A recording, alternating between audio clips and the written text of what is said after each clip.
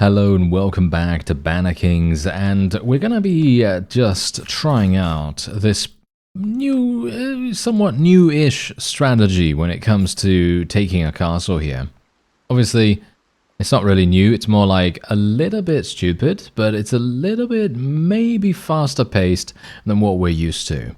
Which means basically going into the siege immediately and building a battering ram as your first action and trying to get the battering ram constructed before more than one catapult of the enemies is up. That's basically the whole game plan in a nutshell. So we're going to go in there. I've just leveled up my troops. That's it. That's all we're going to do. And the reason why I'm doing this is because this particular garrison, it's not really that well defended. I don't think we're going to have to be super careful here, but I've made that kind of mistake in the past, so I'm not sure whether we're going to be able to do it, but let's just try it out and see what happens, because I do have a bunch of firebombs. I might be able to affect things in a slightly more aggressive manner than we are used to. So hopefully that's going to work. If it doesn't, then that's obviously, you know, fine and everything, but, you know, we're just going to try it out and see. Now, if we can make this work, this means that we have an entirely new way of advancing our conquering of the land. Nice damage. Nice damage. Nice nice damage. Okay. That is hilarious. Okay, that was so funny. These guys have no idea what's happening because the dagger is just insane with the amount of damage that I can deal with this thing. And they're not even bothering to block against me in the appropriate direction. So let's just be a little bit careful here. This guy's got a crushing weapon apparently, so that's going to be a bit of an issue. Thankfully, he's not blocking me anymore. There we go. Nice. Take him down. Let's try and deal with these guys as well. Whoa, we are a killing machine right now, if you can believe it. Look at this. Look at what I'm capable of doing right here. This is actually insane if you think about it. This is a dagger. Just bear that in mind. This is a dagger that I'm with here. And obviously, let's face it, it's not going to be amazing to use a dagger in many of the situations. Okay, wait. Yeah, this is one of those situations right here. Because obviously you don't want to be outnumbered, because if you're outnumbered in any way, shape or form, you're probably going to have some issues in RBM, unless you're really good. But, you know, I'm not, so we're going to, you know, just take it a bit easy. Just take it a bit easy here. But we are already on the walls, we're already inside, and we haven't even needed to use our trebuchets. We haven't needed to spend an inordinate amount of time doing the siege.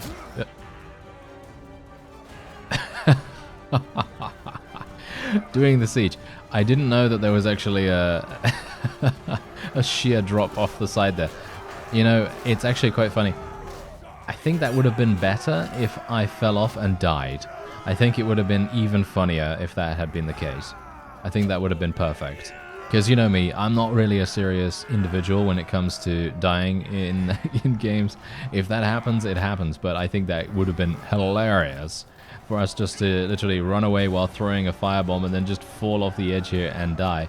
But yeah, there you go. That is indeed a victory for us. I don't think we're going to be having any issues. Unfortunately for us, though, the other side of the castle seems to be providing us a little bit of extra challenge. Let me actually see what's going on there. Yeah, as you can see, we're having some issues with the defenders over there. We do have a couple of archers. I'm going to get shot and killed almost immediately, I'm pretty sure.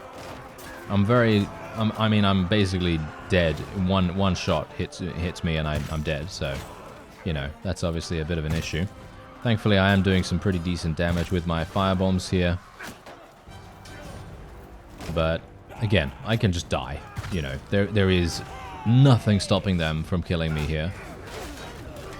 Although they are a little bit preoccupied by my forces, so we shouldn't have too many worries. Hopefully I'm not going to die in one-on-one combat. No, don't get killed, don't get killed. Run away, sir, run away. Thank you. Thank you very much.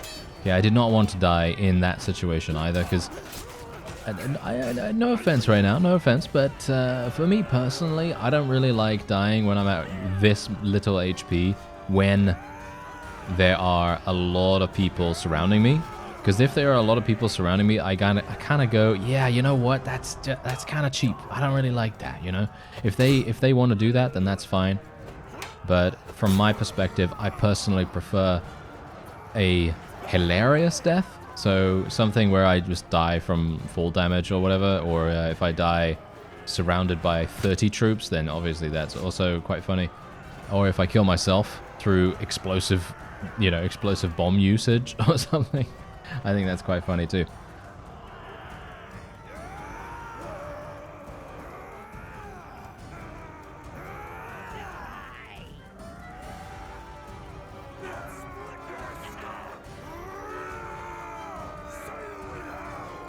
Look at this guy. He has definitely proven himself to have the abs of a god, as you see here. The core strength is like nothing else. Look at him. He's doing his daily workout, and later on he's going to teach our troops exactly how to do that. I hope he will, at least. Obviously he's dead, but that's, you know, that's a story for another time. And yeah, we're basically done, so I can just speed everything up, and then we are out of here. There we go. Very nicely done.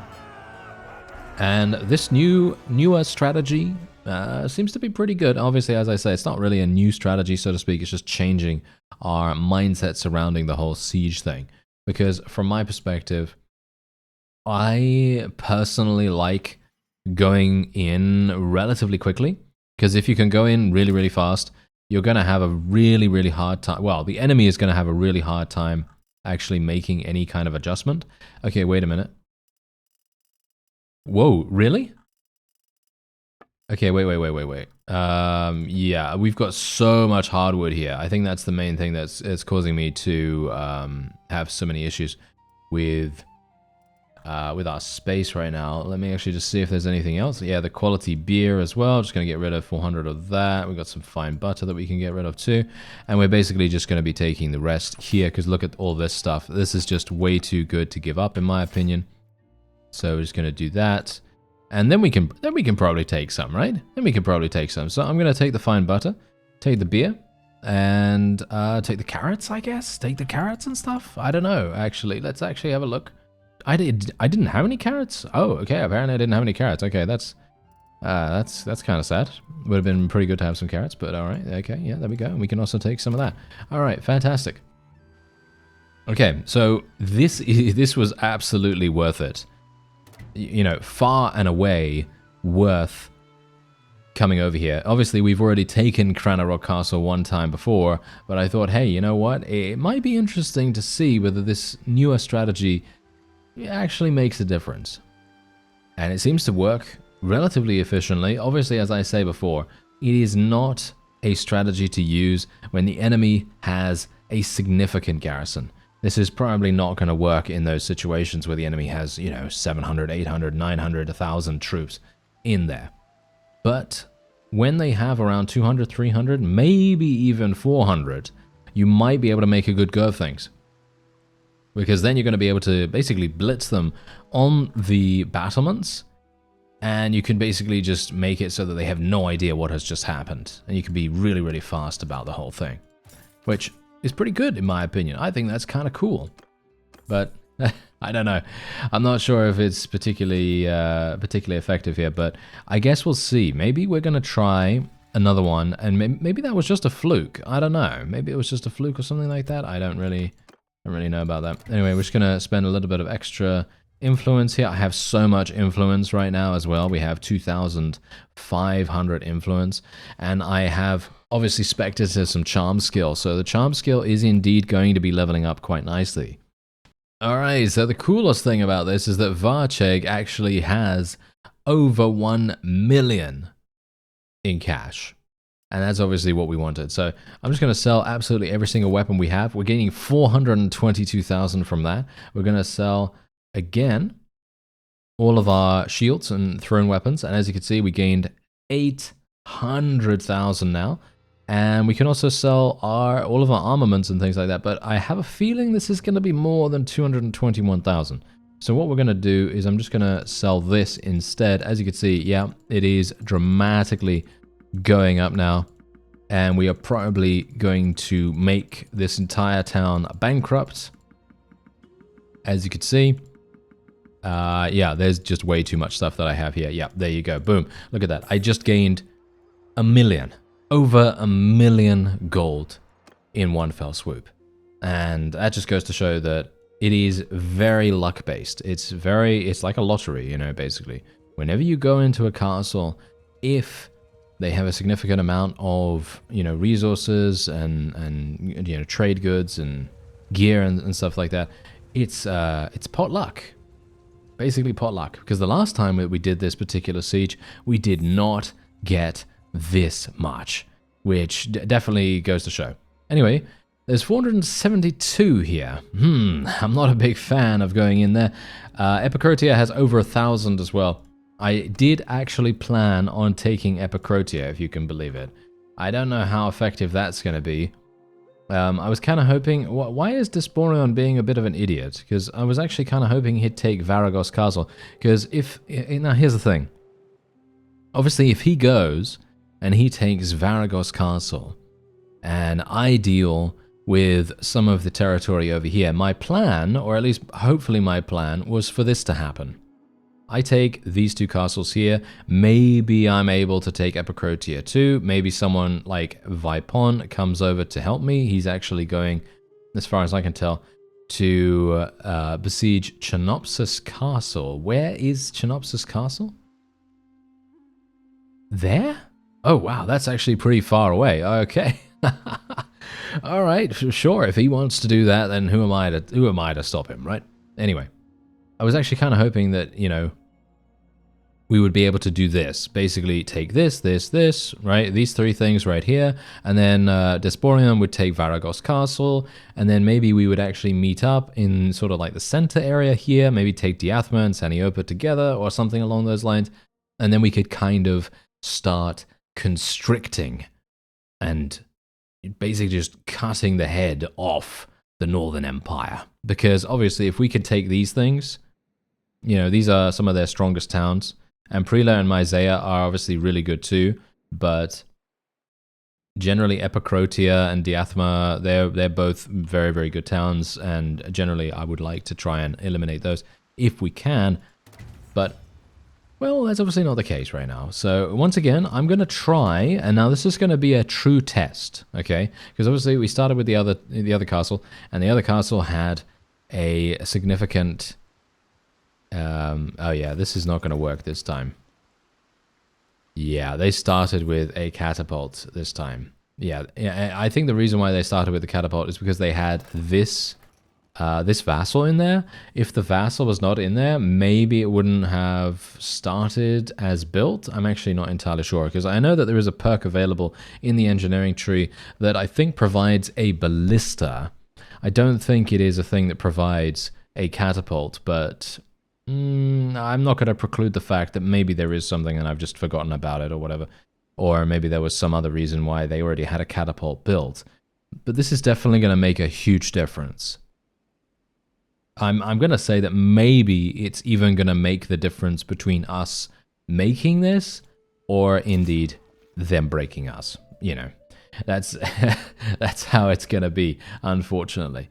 But that's the point. That's the reason why this strategy is so incredibly enjoyable and satisfying as well, because if you can pull it off, if you can actually make it work, it's really fun. It's really fun, it's really satisfying, but unfortunately, as you can see, the catapults are doing an amazing amount of damage here. The only thing I can also hope for is maybe I can use my firebombs against the catapults. I think someone actually mentioned that maybe I can use them against them. So it would be pretty cool if we could actually make that work. Okay, come on, help me out, sir. Help me out. Thank you very much. Okay, let's go. Okay, we're gonna have to be really, really careful here. Let's try and kill these guys. I have no idea how I'm not killing myself, by the way.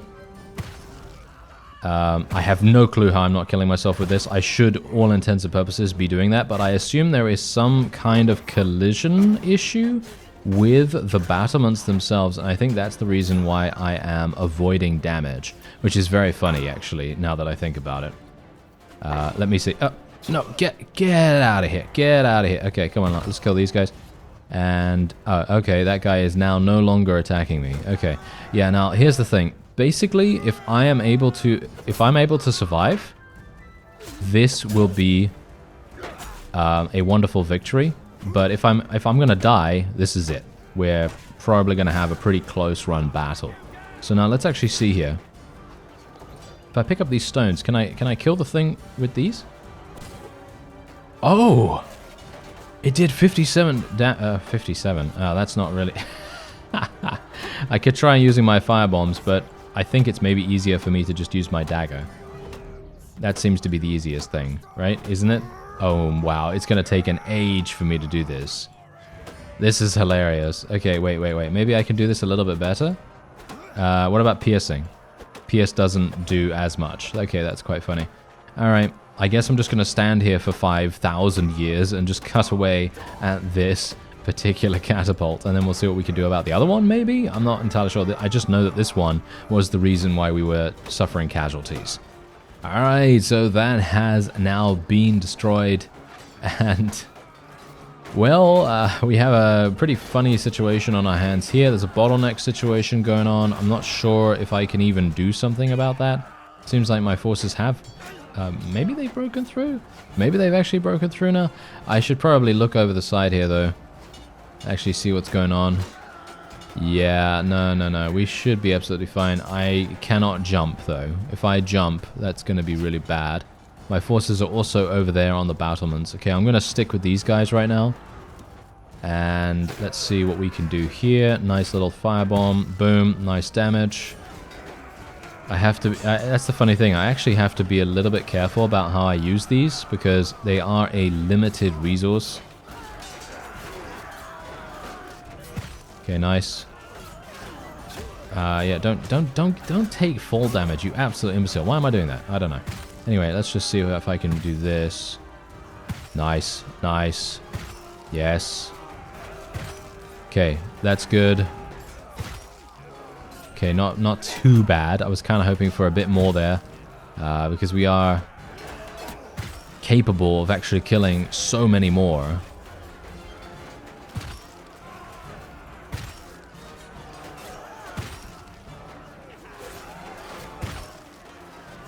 But here's the thing. If we can thin the enemy out, that is actually going to be our greatest strength. You know, if we can thin them out and we can make it so that we're actually only fighting on one front, that's going to be extremely powerful for us. Okay, let's actually just close in on these archers here. Nice thrust. Oh, there we go. Look at that. Nice. Very good. And I believe we're done. I believe we are actually done. So this strategy, once again, has worked rather well? Question mark? I don't know. I mean, you know, it's one of those things where I think to myself, seems to be working quite nicely. And this is something that I have tried in the past, not with the battering ram, so to speak, but just generally building the siege camp and then immediately going in and scaling the walls through the use of the ladders. But I felt that in the past, I feel like that's maybe been lacking a little bit in the department of a backup. And the backup plan is indeed the battering ram, as you might expect, because obviously, if you have the battering ram incoming to the walls, you are eventually then going to have something that will pose another threat to the opposing defense. And you're going to make it so that you have the ability to just bash down the central gate, and that's going to allow you to maybe get inside where the ladders may have failed at that point. And that's the reason why I said it very much depends on how many troops the enemy has in a particular garrison. And there you go, 192 renown, 172 influence for that. Very, very nice. Okay. We actually got more than that. We actually got 204 influence because we do have a perk that provides us with more influence. So yeah, otherwise, let's just take all the prisoners. And I think I'll probably keep the mounted prisoners and things like that. Let's actually see how much loot we gain. Yeah, we gained a significant amount right there. Pretty nice in actual fact. Not as much as we did before, but I actually don't need it, to be honest. I actually do not need a significant amount in any way because we are actually doing pretty well in terms of our cash situation. I've got 4.6 million. Obviously, I could do better than that if we wanted to, but I don't really see the need. You know, I don't really think that there is actually that much for me to really spend money on, with the exception of books and things. And speaking of books, we are actually quite close to Omor right now. And Omor is indeed a town that has a bookseller in it. So it may actually pay us dividends to go over there and actually see what's going on. Anyway, I'm just going to vote for this guy. Just going to gain some decent charm skill here. And yeah, we've actually been solidly leveling up our roguery skill as well. And that has been making a pretty nice amount for us. But yeah, I obviously have to be a little bit careful about what I do with this, because I don't want to get rid of anything that I deem relatively decent. Like, for example, these mounted troops, I don't really want to get rid of those. What about these guys? What are these guys about? I think these are the mercenaries or something like that. So we can just get rid of those as well. And otherwise, we're just going to be having cavalry. That's it. We're just going to be waiting for cavalry to join us, and that's all. Unfortunately, roguery did not get leveled up this time around, but you can't win them all, can you? You can't win them all. Anyway, 974,000. Okay, good. Okay, let's sell all of my armor. Let's see how much we're going to get. Okay, almost 400,000. Pretty good. And we can literally just sell everything else here. And look at that. Wow. I feel like the shields and the thrown weapons and things like that are so much more valuable than armor for some reason. I don't know why that is, but apparently it is.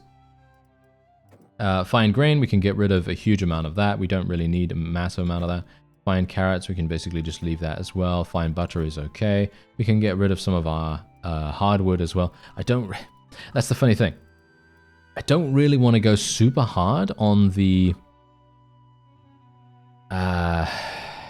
food supplies and things like that, or shall we say the raw resources, even though we are already doing that, because you can see here I have 81,000 in supplies, which is a huge amount. But yeah, I mean, I don't know.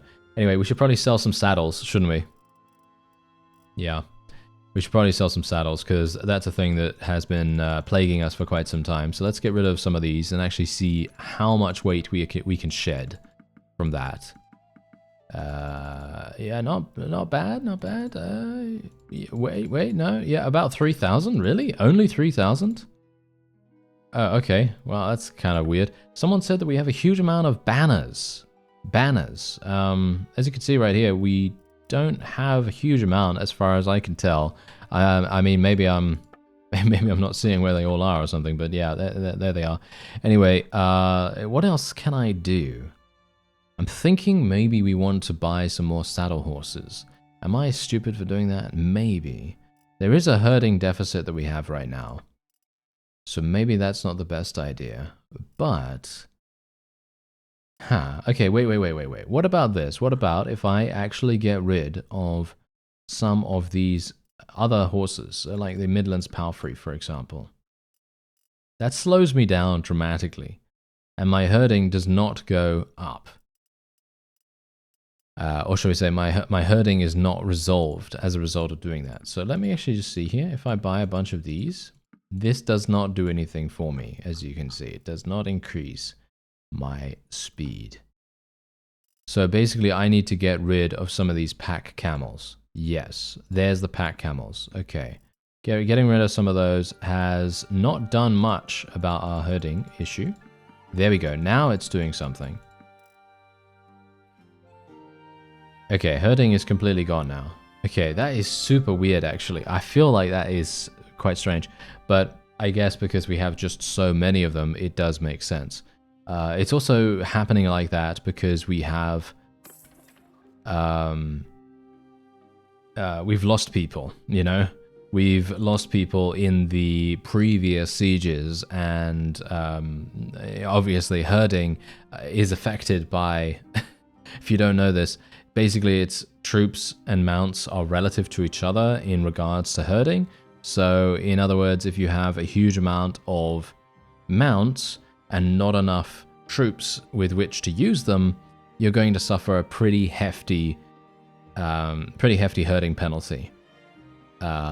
Whereas the other way around, not so much, but you're just going to be suffering from a lower movement speed than you would otherwise. So that's basically how it works. So basically what you want to do, ideally, is you want to try to make sure that you have a pretty significant amount of horses and things like that to be able to cover every single one of your infantry-based troops. And then you want to have enough to be able to carry all the supplies that you potentially want. That's it. That's basically how it works.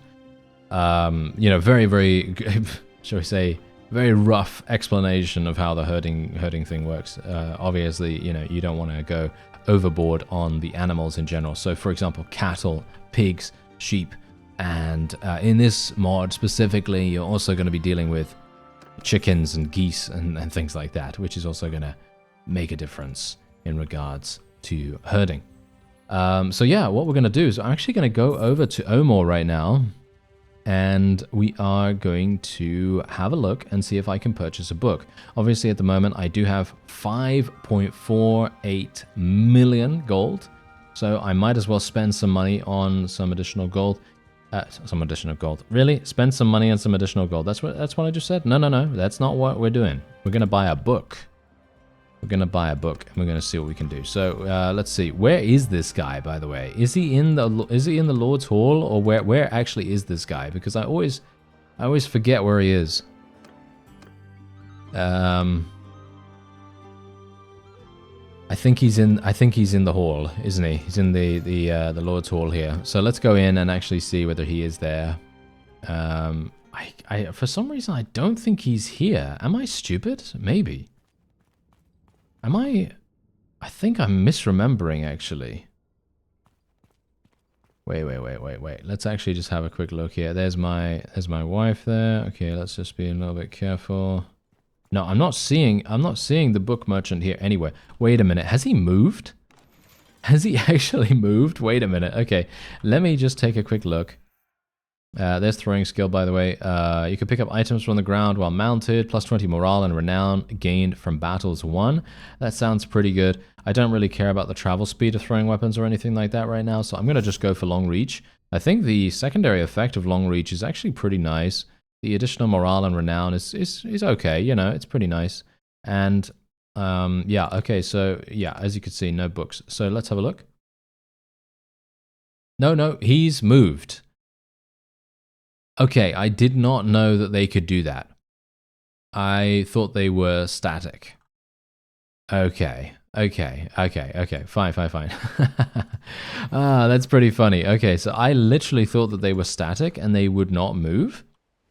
But apparently they do, so that's good to know. That is good to know. So that basically just tells me everything I need to know about that. And there you go. So basically, whenever I need to find a book, we just need to look at the menu first and then go to that particular place and just hope that the guy is still there. And that's pretty much all there is to it. Okay, so Lucon is someone that we actually need to eliminate if we want to have any chance of taking Epicrotia, because he is indeed the leader here, and he is preying upon one of our vassals. I'm not a big fan of that, sir. I'm going to attack you now. Hello there. Hello. Okay, yeah, I basically could just auto-resolve against this guy, but because he is indeed the leader, or I think he is the leader of the enemy faction, then we are just gonna... We're just gonna compound the fact that we are superior to him, because we have fire bombs and he doesn't. And that's it. That's all we're gonna do. That's all we're gonna do. And I'm actually gonna be a little bit audacious here. I'm gonna actually be super hyper aggressive, and I'm just gonna tell every single one of my people just to charge straight on in. And we're gonna see how that works, because here's the thing: if I can actually make this work in an appropriate fashion and actually use my fire bombs nicely as well, then I think we might have a good time. How did my horse get stopped there? I have no idea. Okay, here we go. Here we go. Nice. Nice. Come on out. More of that, please. More of that. Yeah, a little bit too little right now. A little bit too little kills. I need to throw them from a little bit further away, I guess. But we do have 27 of them, so I might as well make the most of it, right? Might as well just go for it. Hyper-aggression. Yeah, hyper-aggression. That is what we want. And that seems to be... actually what is... it's kind of good. It's kind of good right now. And one more. Boom. There we go.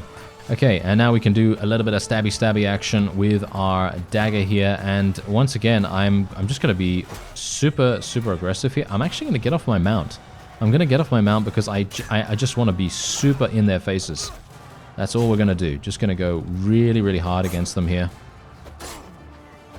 There we go. There we go. This guy has no idea. He doesn't know that we're thrusting. Oh yeah, that is what we love. Okay, that's absolutely perfect. Great. And look at this. Wow. Untouchable. Untouchable. I basically didn't take much damage at all, apart from at the very beginning. So, there you are. I killed 174, and that's a victory. That is literally a less than 2-minute victory against someone that had 200 and... I don't even know how many troops. 200 and something troops. So yeah, there you go. 31 renown and 54 influence. Bear in mind that the perks are not taken into account, okay? So when the perks, when you get perks like, for example, perks that increase your renown and various other, statistics, should we say statistic upgrades or statistic resources or something like that? But basically when you take perks that increase your renown, for example, those perks don't get applied in the battle screen. They only get applied after the battle when you exit onto the world map, which I think is really weird, and I actually don't like the way that that's done, but that is obviously base game Bannerlord. I would much prefer if it was shown on the battle screen, because let's face it, if you take, for example, where is that perk? Famous Commander, where's that? There it is, Famous Commander, plus 50% renown gain from battles. If you take this, let's just say that you're really excited about getting this, and you go into a battle, and you think to yourself, oh, I'm going to get so much renown. And you go into a battle with the exact same amount of troops that you went into before you got the perk, and you get the exact same amount of renown, then you think the perk isn't working. But as far as I'm aware, it is actually working. It's just, it doesn't show you. And it's kind of sad. Anyway, as you can see, we now have 9,463 renown, and we need 18,000 to get to clan tier 6, which is just incredible. And by the way, Nadea is pregnant once again. She has already given birth to two people, so that's actually fantastic. And otherwise, that's going to be it for this episode. I thank you very much for watching, and I'll see you next time.